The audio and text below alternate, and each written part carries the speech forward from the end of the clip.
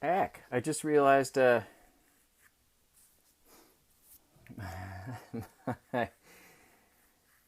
ran out of storage there.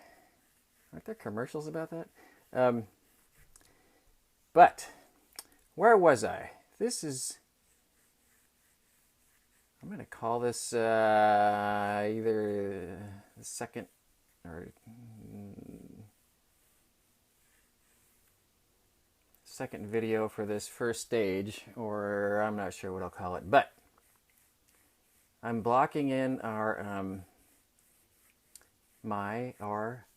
if you're drawing it, that's our wine bottle. I had gone a little bit further, but I think this is about where the video pooped out. I have my, I've decided the top of the drawing. I've decided the bottom of the drawing. I've split, because I know the proportions of the outer bounding box is 1 to 4. Also thinking of that as basically fitting 4 squares into this long skinny rectangle. I'd found this first one, and I think I will continue on and indicate this second square. These are all really light sketches, sketch lines, sketch indications, construction lines.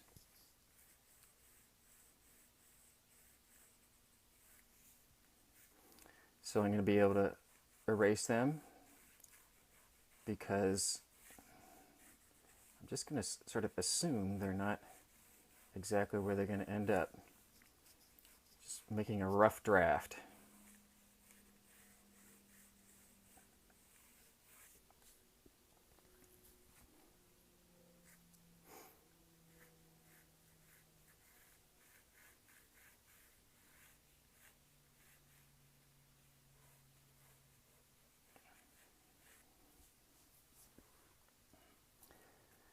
So let's see, I think either way, now that I have this and I know that my proportions are 1 to 4, after measuring most of these bottles, I've also determined that the height of the shoulder is usually right up around this third, oftentimes I'll say is around this third square, about 3/4 of the way up. And what I want to think about is the point on the bottle where it seems like the curve really starts in earnest. Another way I think about it is sort of some event in my cylindrical item, some change really starts happening. And I want to make sure when I identify one of those for something that's cylindrical, that I relate one side to the other side so that those are level with each other. And the other critical thing is to know that they are the same distance from the center line. So I'm going to measure one side to the center and make sure that that's the same as the center to the other side. So that's pretty good. Pretty much any time I feel like I go awry and I try to figure out what's going on, it's because in this layout stage I've created something so that even though I think that this side is equal to this side, it turns out that for some reason it's out here, and it's so subtle that it doesn't seem like it would be that big of a difference. But by the time you start doing everything else, you can tell that something's off, and it's tricky to figure out just where that is. So, important to have this indication for where the thing changes, where the outer contour is changing, as well as make sure that you're relating any of those curves from one side to the other side.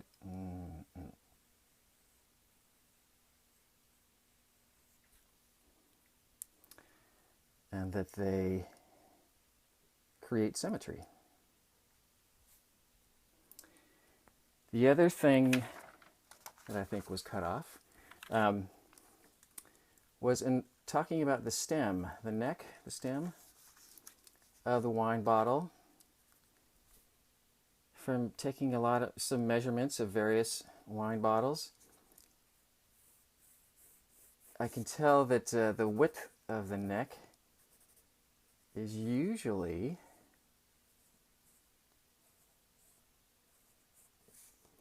if I split this length, it's usually about 1/3 that way and 1/3 this way of the half. Ooh, that's getting into math. So I'm trying to be careful with not getting too mathy.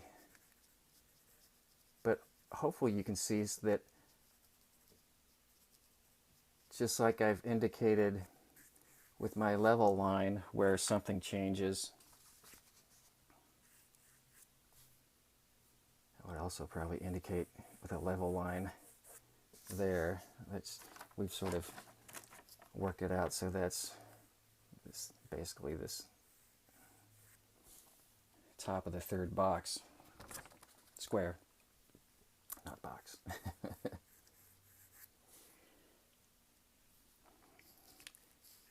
And that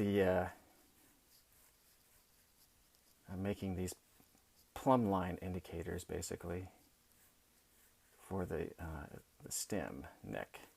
And I'm just going to think of that as, at first, as its own little mini cylinder.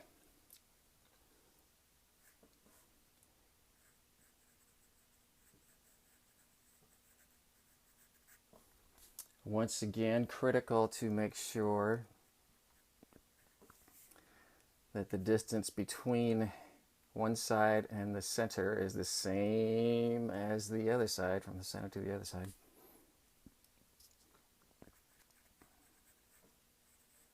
So I'm adjusting that a little. I'm angling, I'm tapering just ever so slightly. Now, here's something I probably should have discussed earlier. It's not critical, but I do like to, I know we've talked about trying to decide, actually for a photograph, trying to sort of decipher where the eye level of the camera was. And we can sort of figure that out anywhere we don't see any curvature going on, where things are straight across. That's where we can tell the basically the camera's focal height was. That's related when you're looking at an object. When you're looking at an object, that's related to, where you sit in relation to that object and how high your eyes are in relation to that object. But it's good to be aware of that and to know that, and to make everything according to that, to make sense with that. This particular drawing, I had sort of just, it was kind of a combination of some things, but I had decided it was a little bit lower than that. Probably right around the middle of the bottle.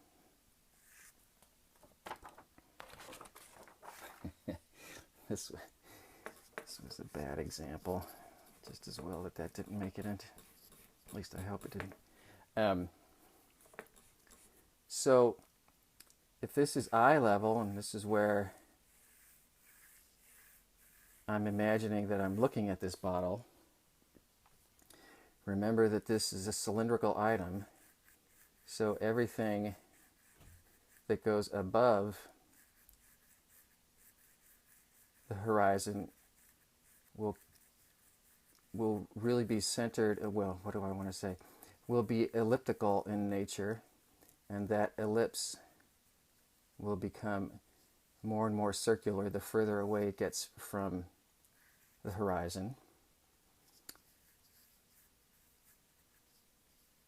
More and more circular going up, and in a similar fashion going down. It'll start off straight, and as we keep going down, it will become the imaginary ellipses going around the bottle will become more and more, they will appear, I don't want to say they will become, they are circular, but because of perspective and our relationship to where we're looking at the bottle, will become more and more circular as it goes down this way. So this is something I want to make sure I understand, so that everything on my drawing is making sense with where the horizon would be. You can see my label is slightly higher, so I've tried to make it really just almost a flat line. By the time I'm getting up here to the foil part, my ellipse is getting a little bit rounder. By the time I'm this high, it's a little bit rounder still, etc., etc. As I'm going down, further away from the horizon, the label going this way, so this is a little bit curvier, that needs touching up, than the top part. And the bottom of the bottle will be even more circular. So just be aware of all those, and that they make sense with their relationship to the horizon line. I've chosen to just kind of make up my own label, and I'll get to that later. For now, I just want to finish this off with some basic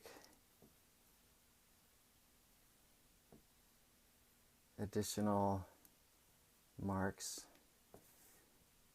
to sort of complete the outer contour of the wine bottle.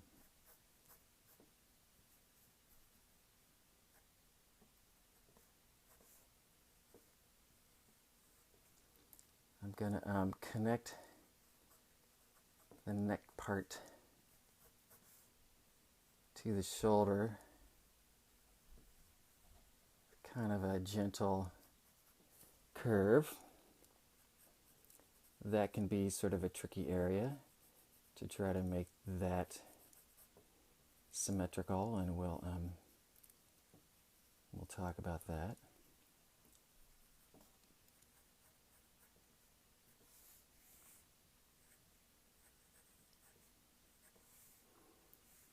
I'll add sort of some of the other stuff up there eventually.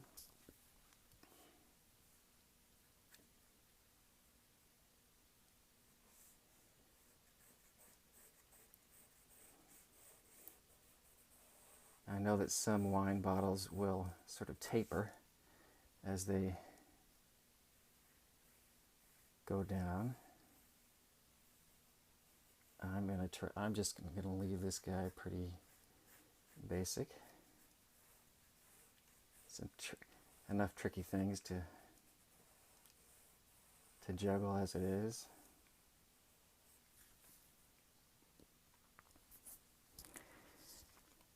And the last thing I'm going to do before I erase some these construction lines, or just take them back a bit, is just create the outline for a label.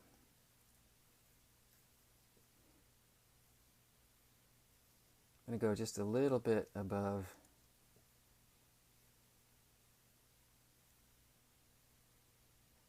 eye level.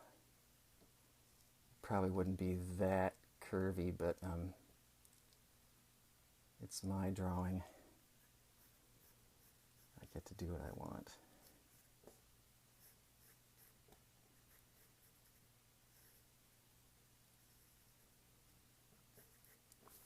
I think I'll take it down to about there.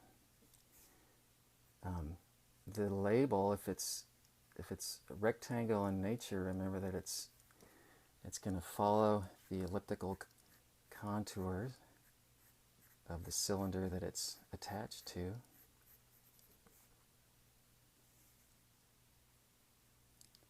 I'm going to imagine it's centered. But if I do that, I do want to make sure that, like the bottle, that the distance from one side of the label is the same as the distance to the center line is the same as the distance from the other side. If I was imagining that it was spun and off-center, I would need to make sure to follow that ellipse that it would be going around. That can get a little bit confusing, so I'm not going to go there right now, but it's something to think about.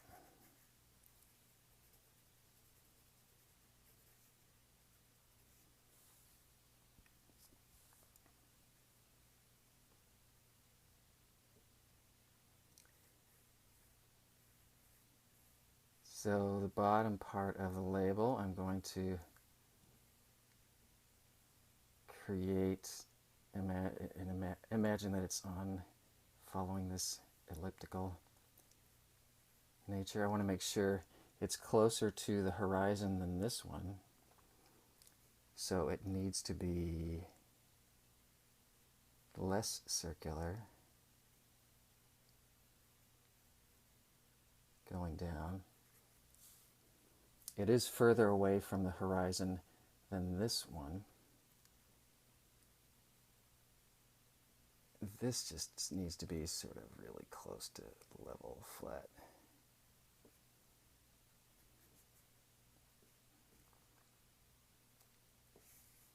I'll adjust that later. I'll adjust all sorts of things later.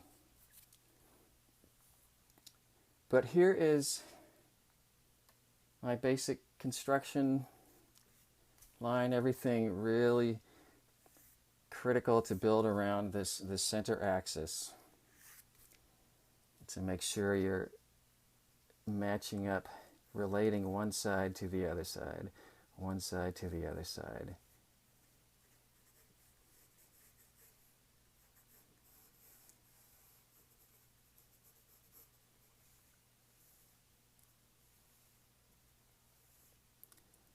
This is another little sort of specific place to watch out for. There's a little mini event down here, right, where